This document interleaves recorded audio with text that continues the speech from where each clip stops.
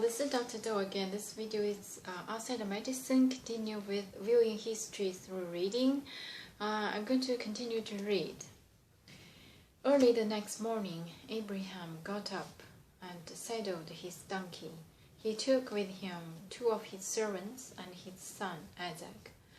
When he had cut enough wood for the burnt offering, he set out for the place God had told him about. On the 3rd day, Abraham looked up and saw the place in the distance. He said to his servant, "Stay here with the donkey, while I and the boy go over there. We will worship, and then we will come back to you." Abraham took the wood for the burnt offering and placed it on his son Isaac, and he himself carried the fire and the knife. As the 2 of them went on together, Isaac spoke up and said to his father Abraham, "Father?" "Yes, my son," Abraham replied.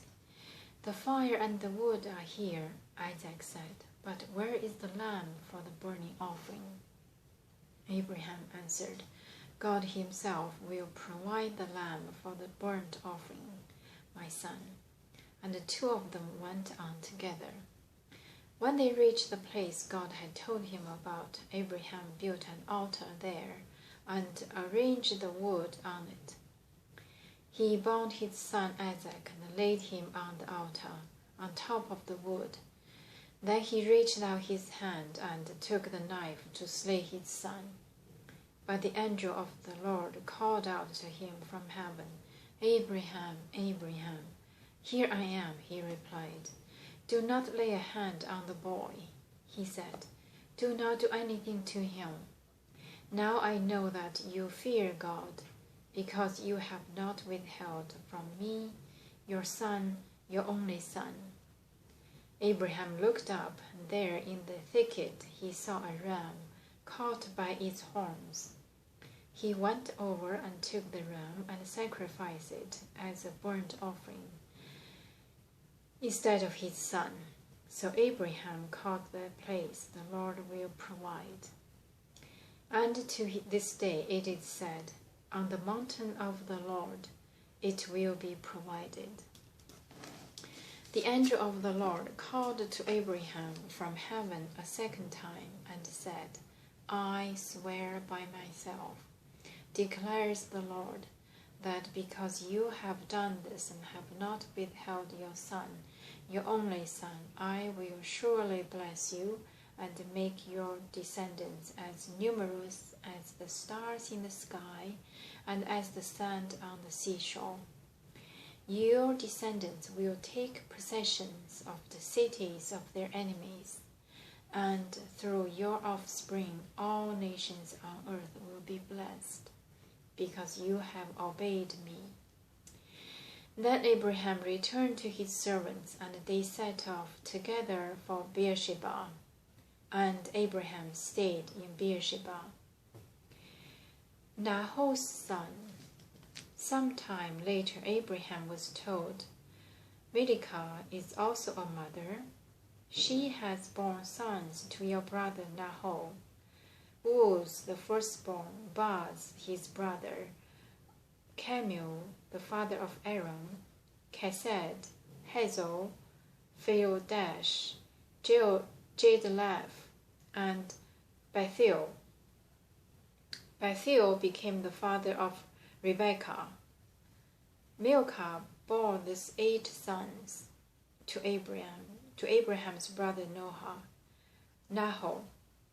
His concubine, whose name was Reumah, also had sons, Tebah, Gaham, Tahash, and Makkah. The death of Sarah. Chapter 23. Sarah lived to be 127 years old. She died at Kiriath Arba, that is Hebron, in the land of Canaan, and Abraham went to mourn for Sarah and to weep over her. Then Abraham rose from beside his dead wife and spoke to the Hittites. He said, "I am an alien and a stranger among you. Sell me some property for a burial site here so I can bury my dead." The Hittites replied to Abraham, "Sir, listen to us. You are a mighty prince among us. Bury your dead in the choicest of our tombs. None of us will refuse you his tomb for burying your dead." Then Abraham rose and bowed down before the people of the land, the Hittites.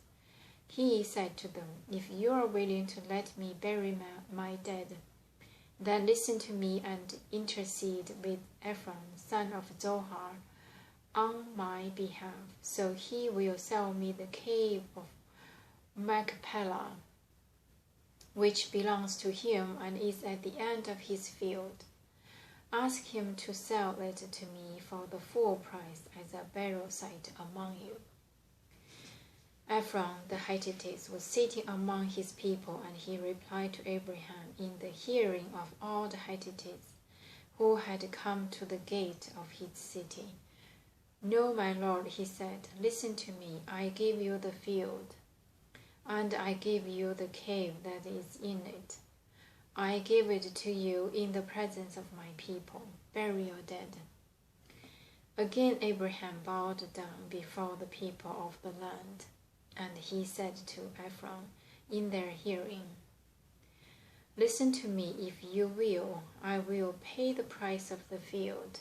Accept it from me so I can bury my dead there." Ephron answered Abraham, "Listen to me, my lord. The land is worth 400 shekels of silver. But what is that between me and you? Bury your dead."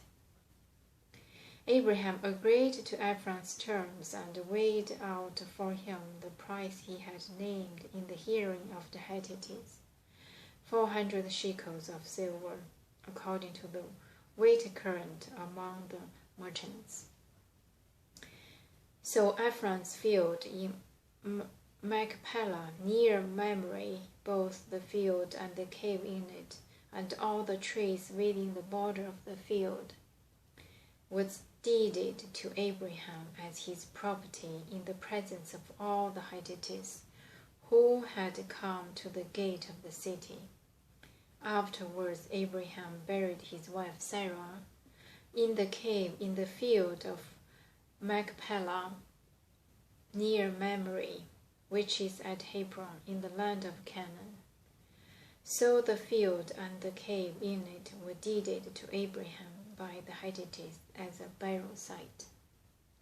I'm going to stop here and continue to read chapter 24 next time. Thank you for watching. I will see you next time.